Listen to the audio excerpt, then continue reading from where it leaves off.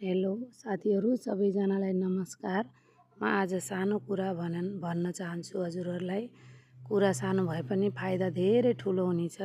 यो अपराजिताको फुल यो 2-3 थरी हुन्छ, सेतो पनि हुन्छ, निलो पनि 2-3 थरी हुन्छ। यो झप्प भएको हो, अर्को सिङ्गल पनि हुन्छ।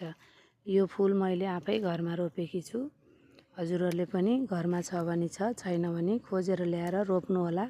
यसको कोसा हुन्छ, कोसामा दाना सजिलै उम्रिन्छ। गमलामा भैमा जहाँ फालिदिए पनि उम्रिन्छ। यो फुल एक फाइदा अनेक छ है साथीहरू। यो फुल 4वटा 2टा जति हुन्छ। हजुरहरूले गिलासमा राखेर तातो पानी उमालेर माथिबाट पानी राख्नुभयो भने यसले आफ्नो निलो रङ छोड्ने छ।